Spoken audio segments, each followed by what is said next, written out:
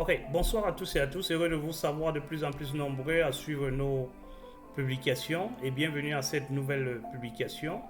Nous tenons à vous informer quotidiennement à travers cette chaîne sur l'ensemble des méthodes disponibles à pouvoir voyager vers les États-Unis. Nous allons beaucoup plus nous appuyer sur la Developry parce que c'est le nom de la chaîne, mais vous devez sans doute savoir que aux États-Unis, il existe beaucoup de moyens pour pouvoir légalement immigrer. C'est la raison pour laquelle dans cette vidéo, très rapidement, nous allons essayer de vous de vous démontrer que nul n'a le droit d'imaginer de s'imaginer ou de s'engager dans une immigration clandestine, surtout vers les États-Unis ou vers d'autres pays. Nous restons convaincus que vous n'avez pas besoin de cet environnement parce que vous devez le savoir que les États-Unis sont avec le Canada les pays qui ont une politique d'immigration contrairement aux autres pays qui ont la politique de la gestion d'immigration. Il y a une très très très grande différence entre avoir une politique d'immigration et posséder une politique de gestion d'immigration. Donc, tout au long de cette vidéo, nous vous convions donc à la regarder jusqu'à la fin parce que nous allons vous démontrer quelles sont les raisons pour lesquelles la développerie ne sera jamais suspendue ou alors ne sera jamais supprimée parce qu'elle fait partie de l'ADN de cette diversité culturelle des États-Unis. Et nous allons utiliser normalement cet article de la nouvelle république.fr qui développe au mieux cette volonté. Alors, vous devez donc le savoir, il y a des possibilités si vous ne l'avez pas regardé nos précédentes vidéos où nous avions, pendant le mois d'avril, où nous avions développé les différents éléments, les différentes méthodes, autres méthodes en dehors de la développerie qui vous permettront certainement de venir ici aux États-Unis. Ne cherchez pas à continuer avec l'immigration clandestine.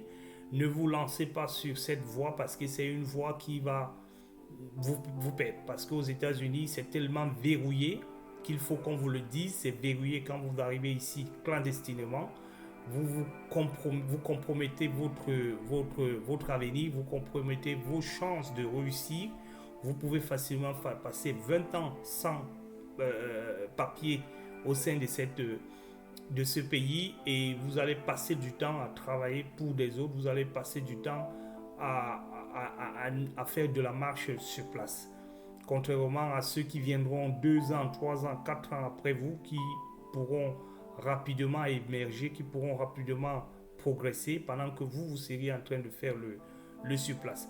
C'est pour ça que nous avons créé la Dream Support Company, que nous allons de plus en plus vous en parler régulièrement afin que vous sachiez que c'est une entreprise qui a été créée pour essayer d'apporter des solutions aux immigrés qui arrivent parfois aux États-Unis et qui sont soumis à des situations d'imprévu, beaucoup plus ceux qui viennent des pays francophones qui ne maîtrisent pas comment est-ce que le processus est décentralisé, comment est-ce que les choses sont faites aux États-Unis.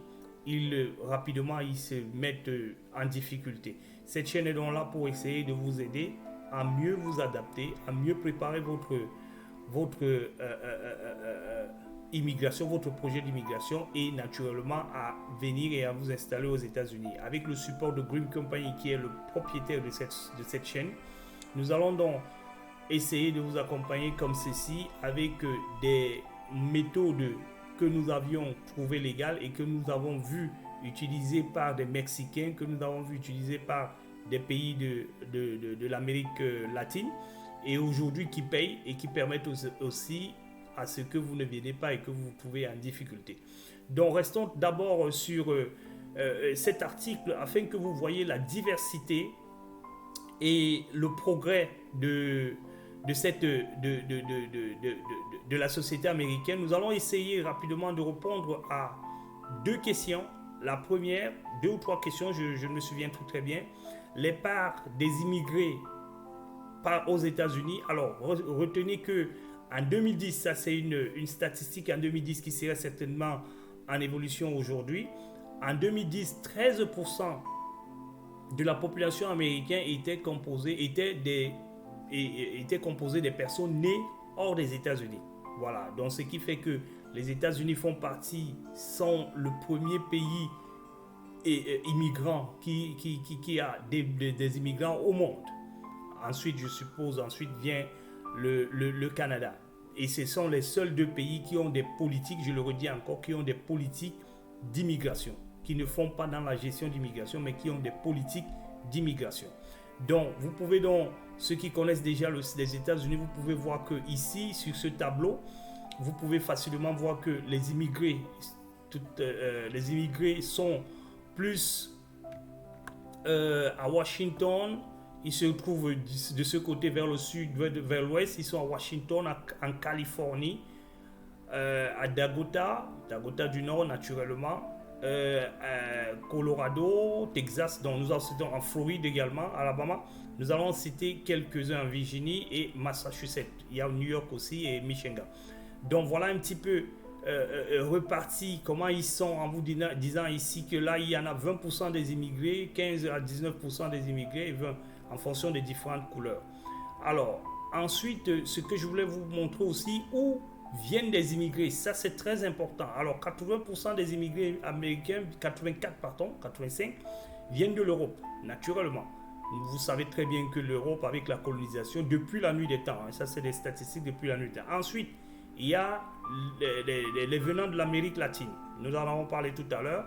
Les autres sont là, ça c'est les Afriques, ça c'est l'Afrique, ça c'est le continent africain. Et puis 28% viennent de l'Asie. Vous comprenez très bien que les Africains sont les tout moins représentés en Amérique. C'est peut-être pour cette raison que dans la développerie, les Africains ont plus de visas disponibles pour essayer d'apporter cet équilibre au niveau gestion pays. Alors, les langues qui sont parlées aux États-Unis. Alors, regardez très bien. On nous dit déjà ici que 19,7% des Américains parlent une autre langue que l'anglais chez eux. Donc, sachez que ceux qui viennent d'Asie, qui viennent d'Afrique, qui viennent d'Europe, ils viennent avec leur langue et ils parlent à la maison cette langue qui n'est pas l'anglais. Ensuite, nous allons nous intéresser au français qui n'est pas loin du créole, 3,6%. Derrière les Chinois quand même, derrière les Chinois qui sont à 4,5%. Les Espagnols par contre qui sont très proches parce que la première langue parlée aux États-Unis c'est l'anglais, ensuite c'est l'espagnol naturellement. Et après vous voyez très bien que toutes les autres langues sont loin derrière, à 5%, sont moins de 5%.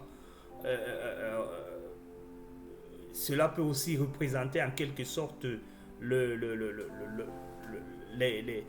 habitants de ce pays. Vous voyez donc qu'il y a aussi des Allemands qui sont là, il y a des Arabes, il y a des Russes qui sont là, il y a des Polonais, il y a des Vietnamiens qui sont également représentés dans la population américaine.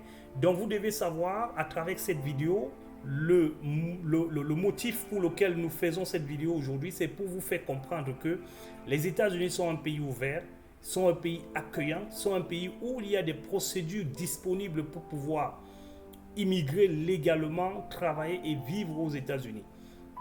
Barack Obama, quand il a pris les fonctions, il a mis cette diversité comme étant une force pour les États-Unis, au point où il avait refusé, vous vous souvenez certainement, il avait refusé l'expulsion des enfants de moins de 16 ans qui étaient arrivés aux États-Unis et il avait même demandé à ce qu'on leur donne un permis de travail de 2 ans afin qu'ils puissent travailler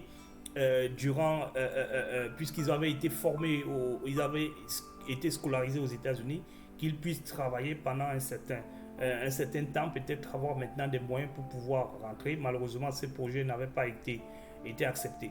Donc, c'est pour vous dire que les canaux d'immigration légale sont disponibles aux États-Unis. Arrêtons de faire comme si nous avons des voies clandestines pour arriver aux États-Unis. N'utilisons surtout pas ces voies parce que ces voies vont nous pourrir la vie quand nous allons arriver aux États-Unis. On ne chasse pas les immigrés. Pour le moment, on ne chasse pas les immigrés aux États-Unis, mais vous aurez des difficultés de pouvoir tenir sous la bannière d'immigration ici parce que les contrats de travail, les contrats de loyer, ainsi que les contrats pour pouvoir emprunter de l'argent tiennent beaucoup à un certain nombre de choses. Il faut éviter cela, procéder à une immigration légale, utiliser votre intelligence, utiliser un certain nombre de choses, d'avantages qui sont en vous et vous aurez les accès aux États-Unis. Essayez ces voies. Si elles ne marchent pas, vous direz que vous avez quand même essayé, mais ne vous laissez pas endormir pour quelque raison que ce soit. Voilà le message que je tenais à vous communiquer aujourd'hui. Et là, certainement la semaine prochaine, nous allons vous montrer, vous qui êtes déjà en processus pour votre immigration aux États-Unis, nous allons vous montrer comment vous devez remplir votre DS, votre DS60, quels sont les pièges à éviter surtout, comment est-ce que vous devez faire pour que votre dossier soit passé en priorité au niveau du KCC. Nous savons que nous l'avons déjà dit, soumettez rapidement votre DS, mais après la soumission à la DS, il y a également des étapes qu'il faut rassurer. Partagez donc cette vidéo si elle vous a plu, laissez-nous un like, un commentaire si jamais vous êtes intéressé par quoi que ce soit et consultez, je le redis encore, consultez Grim Support Company afin qu'il vous apporte des soutiens, qu'il vous fasse une analyse globale de votre situation et qu'il vous propose la méthode qui peut vous permettre de pouvoir voyager, venir aux États-Unis. Bonsoir à tous et à tous et à très bientôt.